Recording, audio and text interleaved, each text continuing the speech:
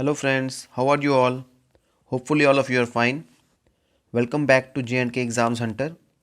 हमारा आज का ये वीडियो J&K रीऑर्गेनाइजेशन एक्ट 2019 के MCQs पे बेस्ड होगा। ये एक्ट बहुत ही इंपॉर्टेंट है as far as JK SSB exams are concerned. इस एक्ट पे हमने एक डिटेल्ड वीडियो भी बनाया है।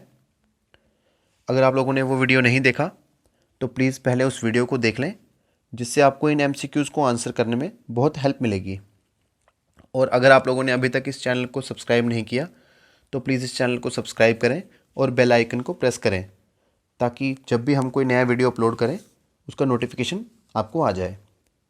तो आइए शुरू करते हैं आज का ये वीडियो। हमारा पहला क्वेश्चन है, when did the J&K reorganisation act become effective? यानी कि J&K रीऑर्गेनाइजेशन एक्ट जो है वो कब लागू हुआ। इसके ऑप्शंस हैं ए 31 अगस्त 2019, बी 31 सितंबर 2019, सी 31 अक्टूबर 2019 और डी 31 नवंबर 2019। तो इसका जो सही आंसर है वो है ऑप्शन सी 31 अक्टूबर 2019। 31 अक्टूबर 2019 को ये जो एक्ट है वो इफ़ेक्टिव हुआ था, मतलब लागू हो गया था। और 31 अक्टूबर को ही हमारा एक नेशनल यूनिटी डे भी मनाया जाता है to commemorate the birth anniversary of our iron man Sardar Patel ji. Next question की तरफ बढ़ते हैं। When was the bill for the act introduced in the Rajya Sabha? अब आप सभी को पता है कि किसी भी एक्ट को एक्ट बनने के लिए पहले एक बिल पेश किया जाता है, इधर राज्यसभा और लोकसभा में। तो ये एक्ट पहले राज्यसभा में पेश हुआ था और ये हमें डेट बतानी है कि कब पेश हुआ था ये बिल जो है कब पेश हुआ था। इसके ऑप्शंस हैं ए 31 अगस्त 2019, बी 4 अगस्त 2019, सी 31 अक्टूबर 2019 और डी 5 अगस्त 2019। तो इसका सही आंसर है ऑप्शन डी 5 अगस्त 2019। अब नेक्स्ट क्वेश्चन की तरफ बढ़ते हैं, जो कि थर्ड क्वेश्चन है, who introduce the bill for the act? किसी भी बिल को प्रोड्यूस जो है वो कोई मेंबर, या तो पार्लियामेंट का कोई मेंबर करता है या तो कोई और भी कर सकता है इस बिल को प्रोड्यूस किसी भी हाउस ऑफ पार्लियामेंट में। तो इस एक्ट के लिए जो बिल प्रोड्यूस किया गया, इंट्रोड्यूस किया गया, वो किसने किया? इसके ऑप्शंस हैं option A Rajnath Singh, option B Amit Shah, option C G Kishan Reddy और ऑप्शन डी JP नड्डा। तो इस क्वेश्चन का सही आंसर है ऑप्शन बी अमित शाह, जो कि हमारे होम मिनिस्टर भी हैं।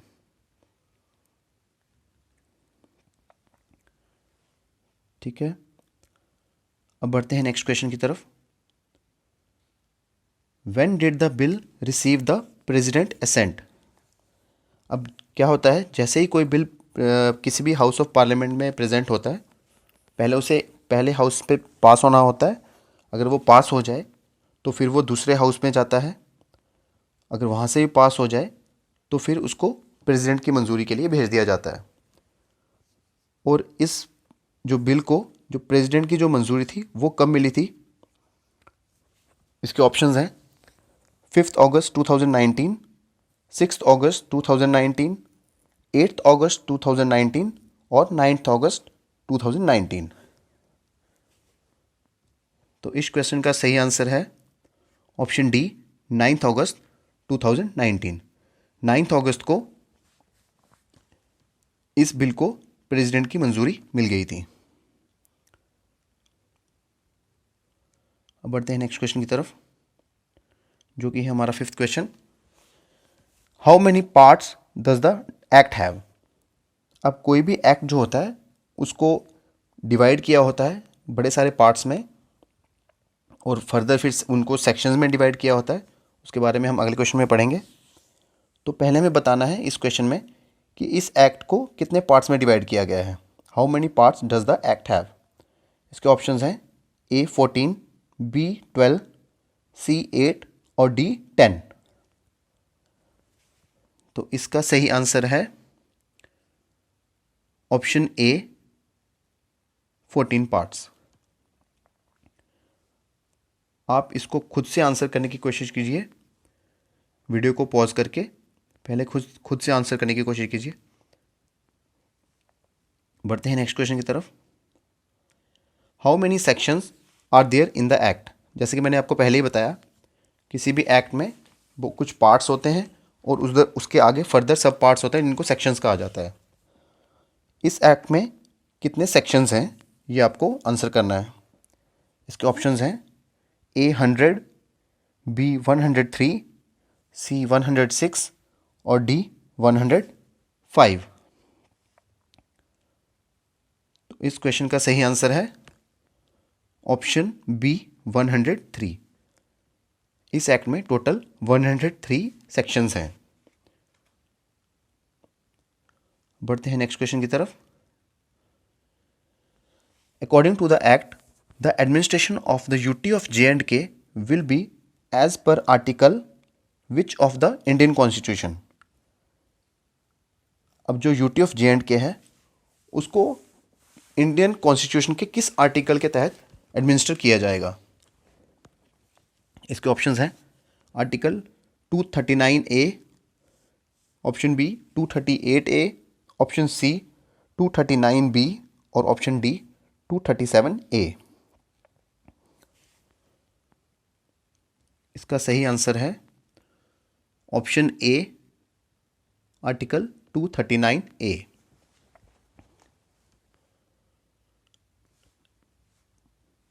अब बढ़ते हैं नेक्स्ट क्वेश्चन की तरफ। The act abolishes what. मतलब ये एक्ट किस चीज को एबॉलिश करता है। एबॉलिश का मतलब हो गया किसी चीज को समाप्त करना, to bring an end to something. तो इस एक्ट ने किस चीज को एबॉलिश किया। इसके ऑप्शंस हैं option A the J&K legislative assembly, option B the J&K legislative council, option C the J&K high court और option D none of the above. तो इसका जो सही आंसर है वो है option B the J&K legislative council. J&K में पहले दोनों ही J&K लेजिस्लेटिव असेंबली और J&K लेजिस्लेटिव काउंसिल हुआ करते थे, जिनको विधानसभा और विधान परिषद कहा जाता है। बट इस एक्ट के आने के बाद जो J&K लेजिस्लेटिव काउंसिल है, यानी कि जो विधान परिषद है, उसे एबॉलिश कर दिया गया है। अब बढ़ते हैं नेक्स्ट क्वेश्चन की तरफ। Question number 9। Article 239A of the Indian Constitution was originally formulated for which of the following state or UT। मतलब जो आर्टिकल 239A है जिसके तहत अब J&K जो यूटी है उसको एडमिनिस्टर किया जाएगा, वो ओरिजिनली किस स्टेट या यूटी के लिए बनाई गई थी। ये आर्टिकल किसके लिए बनाया गया था।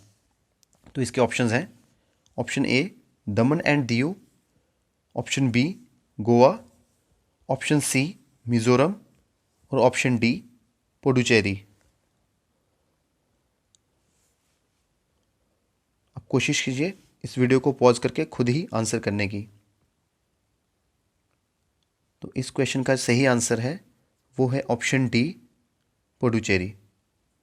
पुडुचेरी एक यूटी है, यूनियन टेरिटरी है, जिसके लिए इस एक्ट को ओरिजिनली बनाया गया था। अब जो J&K यूटी है इसको भी इसी एक्ट के तहत एडमिनिस्टर किया जाएगा। बढ़ते हैं नेक्स्ट क्वेश्चन की तरफ। Question number 10। According to the act how many state laws were repealed. अब इस एक्ट के बाद बहुत सारे जो स्टेट लॉज थे जो पहले J&K में एप्लीकेबल थे, उनको बहुत सारे लॉज को रिपील कर दिया गया, यानी कि उनको ख़त्म कर दिया गया। अब वो एग्जिस्ट नहीं करते हैं। तो वो ऐसे कितने लॉज थे ये आपको बताना है।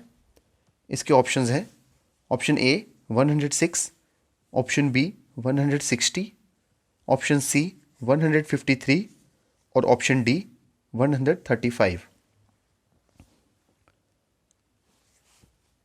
तो इस क्वेश्चन का सही आंसर है ऑप्शन सी 153। 153 ऐसे स्टेट लॉज थे जिनको इस एक्ट ने रिपील कर दिया, यानी ख़त्म कर दिया, अब वो एग्जिस्ट नहीं करते हैं। और आप मुझे बताइए कि ऐसे कितने सेंट्रल लॉज थे जो अब एप्लीकेबल हुए हैं स्टेट ऑफ यूनियन टेरिटरी में। जो जे.एंड.के की यूनियन टेरिटरी है उसमें कितने ऐसे लॉज हैं जो सेंट्रल लॉज हैं वो एप्लीकेबल हुए हैं। तो वो उसका जवाब है 106। 106 सेंट्रल लॉज जो हैं वो अब यूटी ऑफ जे.एंड.के में एप्लीकेबल होंगे। बढ़ते हैं नेक्स्ट क्वेश्चन की तरफ। What will be the total strength of the judges of the Common High Court of Jammu and Kashmir and Ladakh? जैसे कि आपको पता है इस एक्ट के आने के बाद जो हाई कोर्ट है वो कॉमन हाई कोर्ट हो गया है दोनों ही यूनियन टेरिटरीज़ का, यानी कि जम्मू एंड कश्मीर और लद्दाख का। तो आपको बताना है कि कितने जो टोटल जो स्ट्रेंथ होगी जजेस की इस हाई कोर्ट में वो कितनी होगी, मतलब कितने जजेस होंगे टोटल। इसके ऑप्शंस हैं option A 14, option B 17, option C 18 और ऑप्शन डी 20। तो इस क्वेश्चन का सही आंसर है ऑप्शन बी 17। अभी 17 में भी 13 जजेस परमानेंट होंगे और 4 एडिशनल जजेस होंगे। ये इंपॉर्टेंट है, ये पूछा जा सकता है कि कितने परमानेंट जजेस होंगे जो कॉमन हाई कोर्ट है जम्मू एंड कश्मीर और लद्दाख की, या फिर एडिशनल जजेस के बारे में भी क्वेश्चन आ सकता है। तो ये आप नोट कर सकते हैं। नेक्स्ट क्वेश्चन है question number 12। The legislative assembly, ये LA जो है लेजिस्लेटिव असेंबली को डिनोट करता है। द लेजिस्लेटिव असेंबली में make laws for any of the matters of the state list except what. अब स्टेट लिस्ट क्या है? ये 3 लिस्ट्स होती हैं। इसके बारे में मैंने अपनी J&K रीऑर्गेनाइजेशन एक्ट की जो वीडियो है, जो डिटेल्ड वीडियो इसके बारे में बनाई है हमने, उसमें बताया है। फिर भी मैं आपको यहाँ पे बता देता हूँ। 3 ऐसी लिस्ट होती हैं जिनमें काफ़ी सब्जेक्ट्स होते हैं जिन पे लॉज बनाए जाते हैं। एक यूनियन लिस्ट होती है, एक स्टेट लिस्ट होती है और एक कॉन्करेंट लिस्ट होती है। अब जो यूनियन लिस्ट होती है उसमें जो सब्जेक्ट्स होते हैं उनमें सिर्फ जो यूनियन गवर्नमेंट है, यानी कि सेंट्रल गवर्नमेंट है, वही लॉज बना सकती है। जो स्टेट लिस्ट होती है उसमें जो स्टेट्स होती हैं वो लॉज बनाती हैं उन सब्जेक्ट्स में जो स्टेट लिस्ट में आते हैं। और जो कॉन्करेंट लिस्ट होती है, ये नाम से ही पता चल रहा है कि इनमें जो सब्जेक्ट्स हैं उनमें कोई भी यूनियन और स्टेट में से कोई भी लॉ बना सकता है। और अगर कभी ऐसा हो जाए कि दोनों ही उस लिस्ट में से किसी सब्जेक्ट को लेके लॉ बना दें, तो जो प्रेसिडेंस है, यानी कि जो मान्यता है, वो जो यूनियन गवर्नमेंट ने जो लॉ बनाया होगा उसको मान्यता दी जाएगी। तो ये जो लेजिस्लेटिव असेंबली है, ये क्वेश्चन इसके बारे में है कि स्टेट लिस्ट की ऐसी कौन से जो मैटर्स हैं जिन पे लेजिस्लेटिव असेंबली जो है लॉ नहीं बना सकती है J&K के केस में। तो इसके ऑप्शंस हैं option A police, option B public health and sanitation, option C public order और option D both A and C। तो इसका आंसर बताइए आप सब।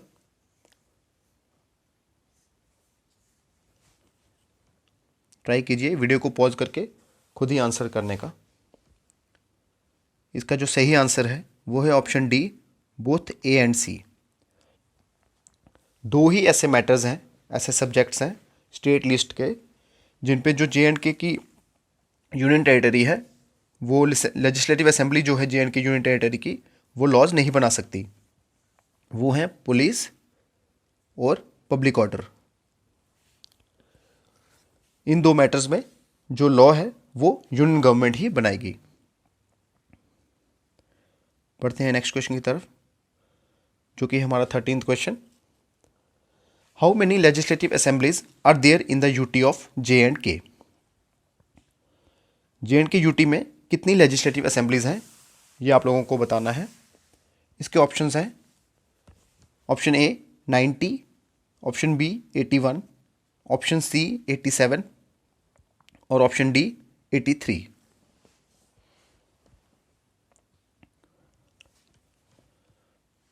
तो इसका सही आंसर है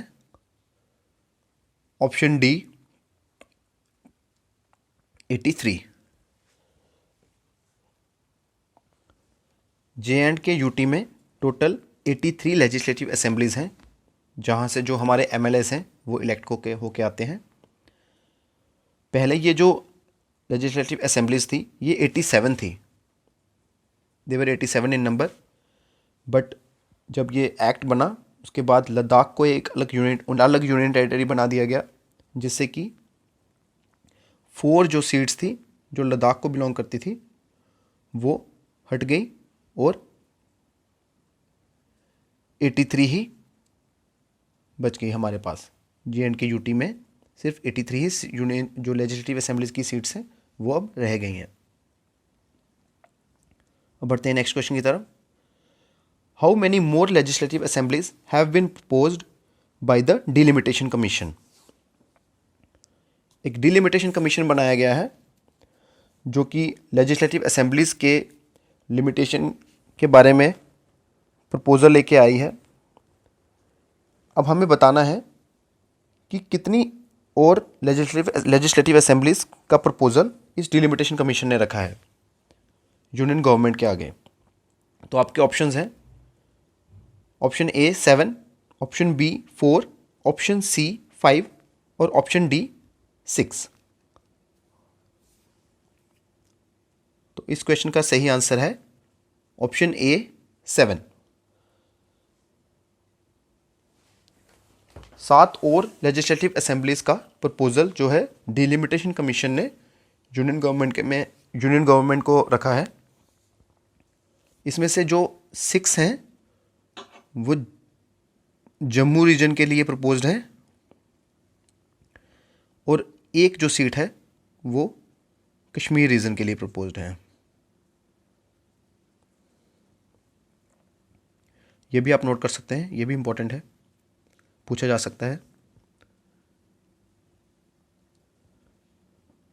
हमारा नेक्स्ट क्वेश्चन है 15th question. The delimitation commission is headed by home?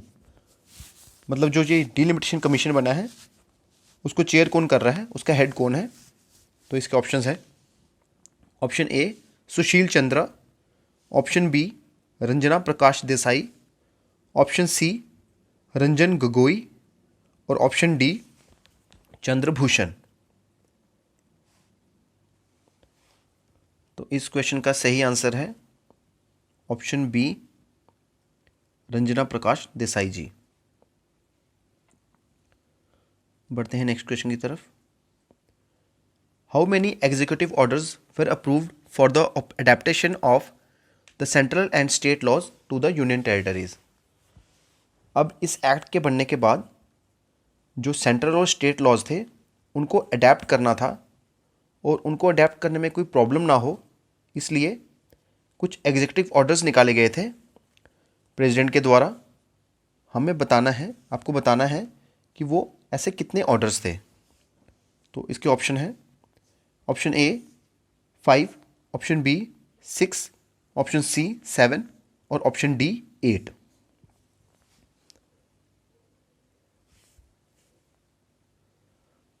तो इस क्वेश्चन का सही आंसर है ऑप्शन डी 8।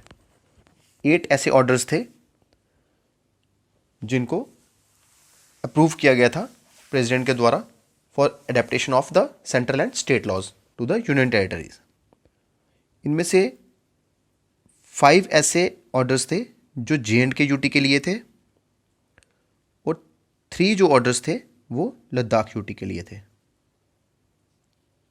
ये भी आप नोट कर लीजिए, ये पूछा जा सकता है। जो भी एडिशनल इन्फॉर्मेशन दी जा रही है वो प्लीज़ आप नोट करते रहिए। बढ़ते हैं नेक्स्ट क्वेश्चन की तरफ, जो कि हमारा 17th क्वेश्चन।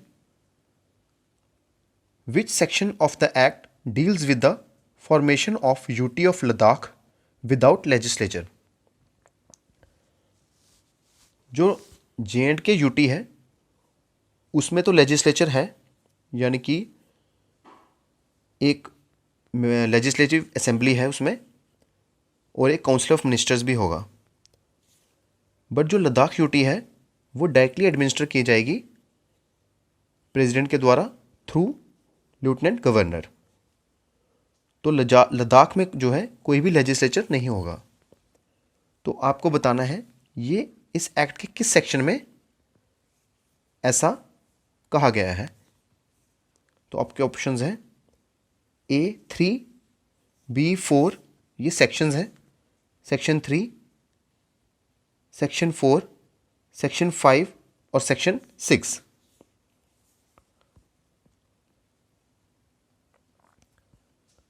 तो इस क्वेश्चन का सही आंसर है option A, section 3। Section 3 of the act deals with the formation of union territory of Ladakh without legislature. तो बढ़ते हैं नेक्स्ट क्वेश्चन की तरफ। Which section of the act deals with the formation of UT of Jammu and Kashmir with legislature? अब जैसे कि मैंने आपको बताया, जम्मू एंड कश्मीर जो यूटी है उसमें एक लेजिस्लेचर होगा। आपको ये बताना है किस एक्ट, किस सेक्शन ने ऐसा कहा गया कि जो JNK-UT का जो JNK-UT जो बनेगी उसमें एक लेजिस्लेचर होगा। तो आपके ऑप्शंस हैं A3, B4, C5 और D6। ये सेक्शंस हैं, आपको बताना है इनमें से कौन सा सेक्शन है। तो इसका सही आंसर है option B, section 4। Section 4 of the act deals with the formation of UT of Jammu and Kashmir with legislature. Jammu and Kashmir का जो पहले जो लेजिस्लेचर था वो एक बाईकैमरल लेजिस्लेचर था। बाईकैमरल लेजिस्लेचर वो होता है जिसमें 2 हाउसेज होते हैं। जैसे पहले था, एक लेजिस्लेटिव असेंबली थी और एक लेजिस्लेटिव काउंसिल था।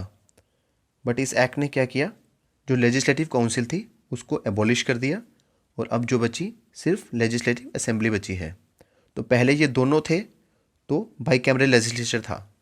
अभी लेजिस्लेटिव काउंसिल को एबॉलिश कर दिया गया है, तो अभी जो हमारा JNK-UT का जो लेजिस्लेचर है वो कैसा लेजिस्लेचर है, उसे कहते हैं यूनिकैमरल लेजिस्लेचर। इसको भी आप नोट कर लीजिए, ये भी पूछा जा सकता है कि जम्मू एंड कश्मीर यूटी का जो लेजिस्लेचर है वो कैसा है।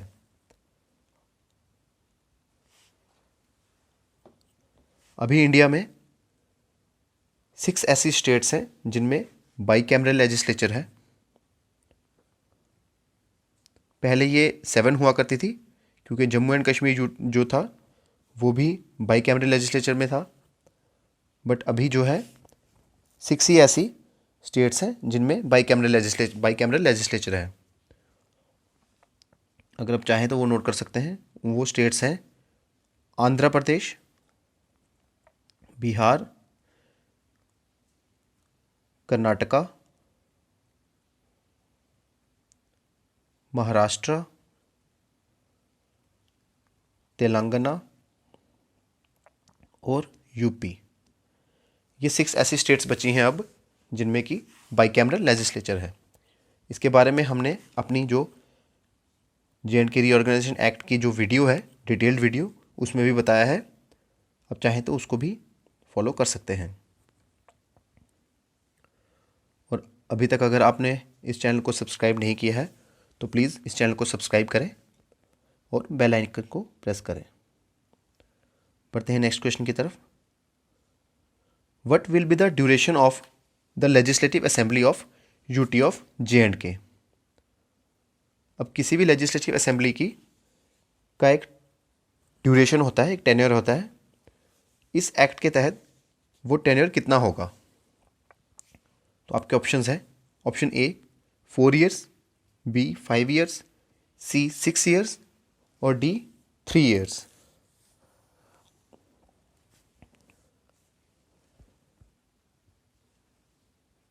तो इस क्वेश्चन का सही आंसर है ऑप्शन बी 5 ईयर्स। 5 साल का टेन्योर होगा लेजिस्लेटिव असेंबली का।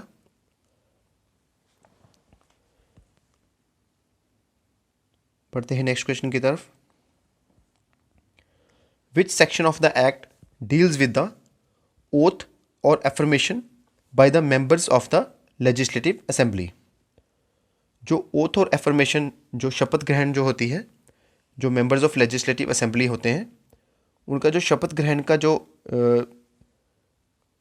शपथ ग्रहण के बारे में किस सेक्शन में लिखा गया है, मतलब कि कौन सा ऐसा सेक्शन है जो डील करता है ओथ और एफर्मेशन जो है मेंबर्स ऑफ लेजिस्लेटिव असेंबली के। तो आपको इसका आंसर बताना है। इसके ऑप्शंस हैं। Option A 20, option B 24, option C 28 और ऑप्शन डी 30।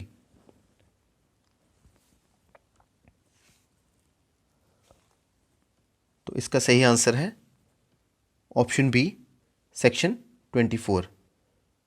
सेक्शन 24 जो है वो डील करता है ओथ और affirmation of the members of the legislative assembly. जो मेंबर्स इलेक्ट होके आएंगे, तो इलेक्ट होने के बाद जब वो ओथ लेते हैं, शपथ लेते हैं लेफ्टिनेंट गवर्नर के द्वारा, तो वो किस सेक्शन में आती है? वो आती है सेक्शन 24 ऑफ द एक्ट। बढ़ते हैं नेक्स्ट क्वेश्चन की तरफ। The legislative council of J&K has been abolished under which section. कौन सा ऐसा सेक्शन है जिसके तहत जो J&K की जो लेजिस्लेटिव असेंबली है उसको एबॉलिश किया गया है?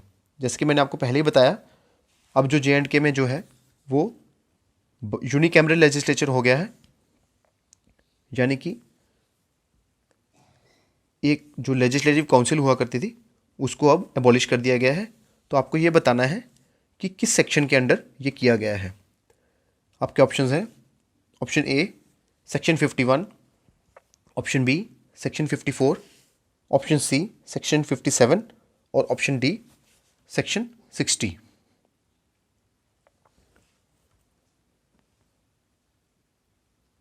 तो इसका सही आंसर है ऑप्शन सी सेक्शन 57।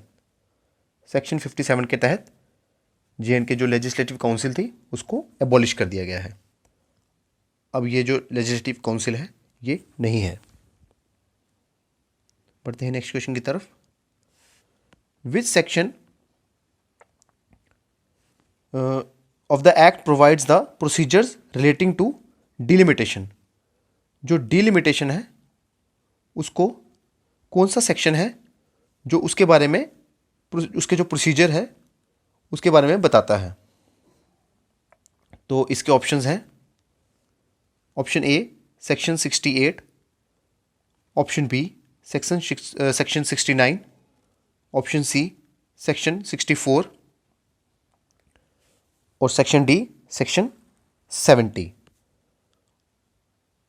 तो आपको इसका सही आंसर बताना है। इस क्वेश्चन का सही आंसर है ऑप्शन सी सेक्शन 64। सेक्शन 64 ऐसा सेक्शन है जो कि जो डिलिमिटेशन का जो प्रोसीजर है, मतलब डिलिमिटेशन कैसे की जाएगी, डिलिमिटेशन कमीशन के बारे में हमने पहले ही पढ़ा है। तो जो डिलिमिटेशन का जो प्रोसीजर है उसके बारे में सेक्शन जो 64 है उसमें बताया गया है कि डिलिमिटेशन कैसे की जाएगी। अब बढ़ते हैं नेक्स्ट क्वेश्चन की तरफ, जो कि हमारा 23rd question. Which section of the act states that the high court of Jammu and Kashmir shall be the common high court for both the union territories. ये इंपॉर्टेंट क्वेश्चन है, वैसे तो सारे ही क्वेश्चन इंपॉर्टेंट हैं।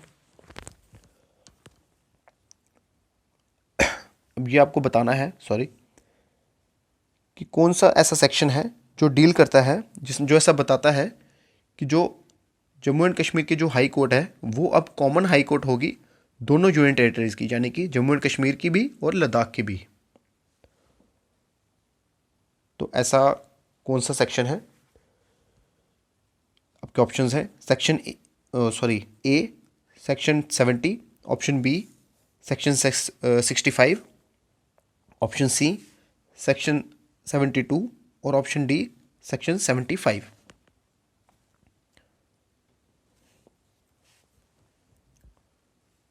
तो इस क्वेश्चन का सही आंसर है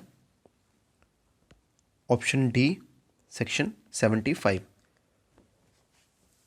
सेक्शन 75 के तहत जो high court of Jammu and Kashmir थी उसको अब कॉमन हाई कोर्ट बना दिया गया है, जम्मू एंड कश्मीर यूटी और लद्दाख यूटी का।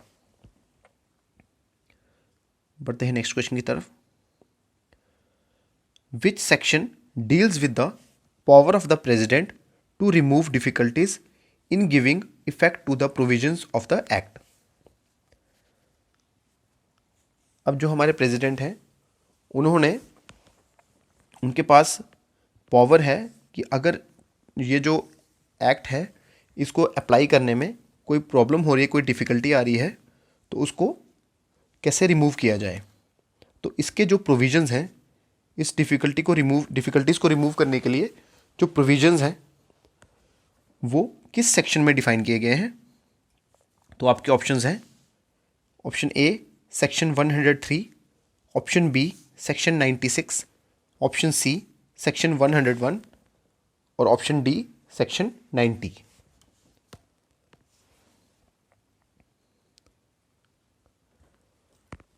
तो इस क्वेश्चन का सही आंसर है ऑप्शन ए सेक्शन 103।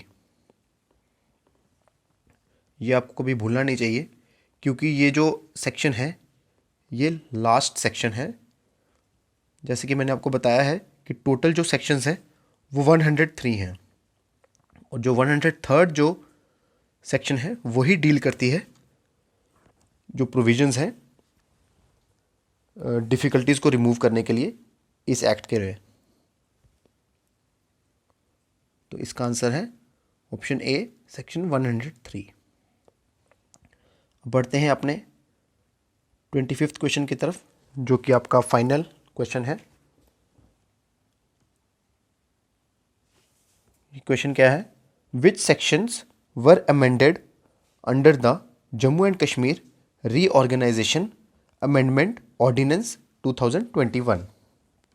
अब इस एक्ट के आने के बाद ऐसी अमेंडमेंट्स हुई थी, दो ऐसी मतलब अमेंडमेंट, एक जो अमेंडमेंट हुई मतलब मॉडिफिकेशन की गई इन एक्ट्स में, इस एक्ट में। तो कौन से ऐसे सेक्शंस थे जिनको अमेंड किया गया, आपको ये बताना है। इसके ऑप्शंस हैं option A section 18 and 23, option B section 15 and 89, option C section 13 and 88 और ऑप्शन डी सेक्शन 11 एंड 66।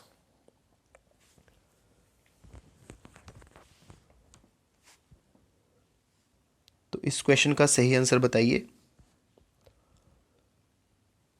इस क्वेश्चन का सही आंसर है option C section 13 and section 88।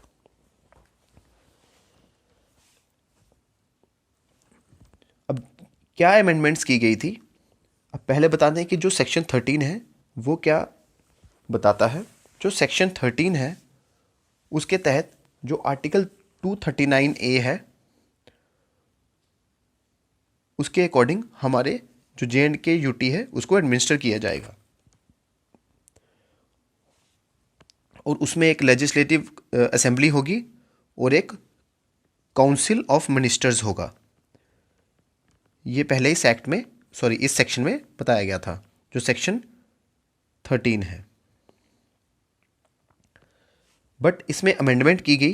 क्या अमेंडमेंट की गई कि जो लेजिस्लेटिव असेंबली के जो इलेक्टेड मेंबर्स होंगे, जो हमारी जो इंडिया के जो कॉन्स्टिट्यूशन में जो मेंबर्स ऑफ लेजिस्लेटिव असेंबली के लिए जो रूल्स और जो रेगुलेशंस जो डिफाइन की गई हैं, और वो जो रूल्स एंड रेगुलेशंस जो पुडुचेरी जो यूनियन टेरिटरी है उसमें जो अप्लाई हो रही हैं, वही सारे rules and regulations JNK union territory के जो लेजिस्लेटिव असेंबली के जो मेंबर्स होंगे उन पे भी अप्लाई होगी। मतलब जो पहले ऐसा नहीं था, पहले सिर्फ दो ही ऐसी चीज़ें थी जो इस सेक्शन में कही गई थी कि सिर्फ 239A जो है वही अप्लाई होगा। बट अब ये एडिशन हो गई है, ये अमेंडमेंट करके एडिशन करी गई है कि जो लेजिस्लेटिव असेंबली के जो मेंबर्स हैं वो हर ऐसा रूल और रेगुलेशन फॉलो करेंगे जो इंडियन कॉन्स्टिट्यूशन में बाकी स्टेट्स के लिए है डिफाइंड है, और जो पुडुचेरी जो हमारी जो यूनियन टेरिटरी है उसके जो इलेक्टेड मेंबर्स हैं जो लेजिस्लेटिव असेंबली के, जो उनके लिए जो प्रोविजंस हैं वही प्रोविजंस अब JNK UT के जो लेजिस्लेटिव असेंबली के जो मेंबर्स होंगे उन पे भी अप्लाई करेगी। तो ये था सेक्शन जो 13 की अमेंडमेंट। अब सेक्शन 88 जो है उसमें क्या कहा गया था, पहले हम वो डिस्कस करते हैं। उसमें ये था कि जो पहले जो हमारे जो IAS IPS और इंडियन फॉरेस्ट सर्विसेज के जो ऑफिसर्स थे, वो जो जम्मू एंड कश्मीर कैडर के थे, वो पहले जैसे जहाँ जहाँ सर्विस कर रहे थे वहीं मतलब रिस्पेक्टिव ड्यूटीज़ में सर्विस करते रहेंगे। बट जो फ्यूचर जो पोस्टिंग्स होंगी वो जो उनकी होंगी वो होगी AGM UT कैडर से। AGM UT क्या है? ये है अरुणाचल प्रदेश, ये है गोवा, ये है मिज़ोरम, और ये आ गई यूनियन टेरिटरीज़। इनमें अब JNK भी आ गई और लद्दाख भी।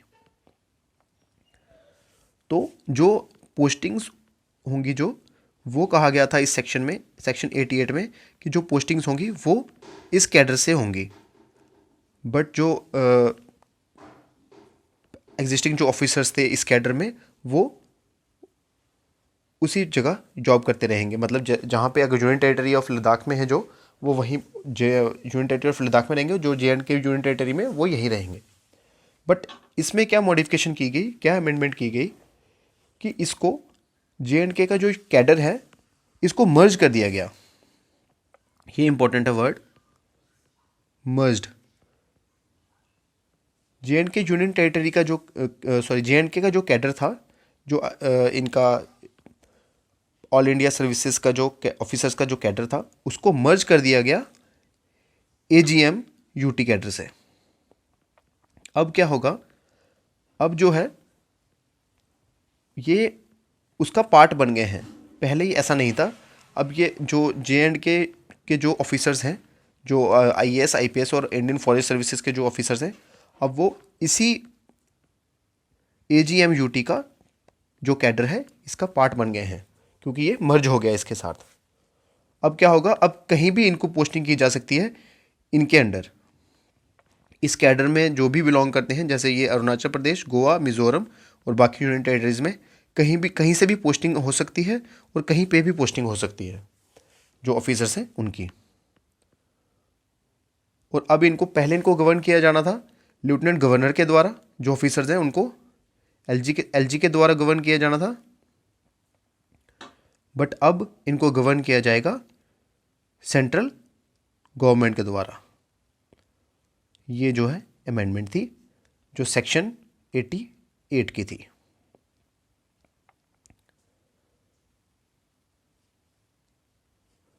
तो आज के लिए बस इतना ही।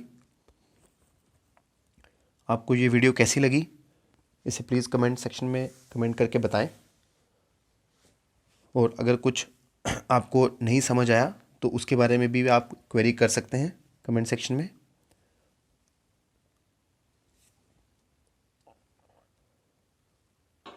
Thank you for your time and keep supporting our channel. Please like, share and subscribe. Thank you so much.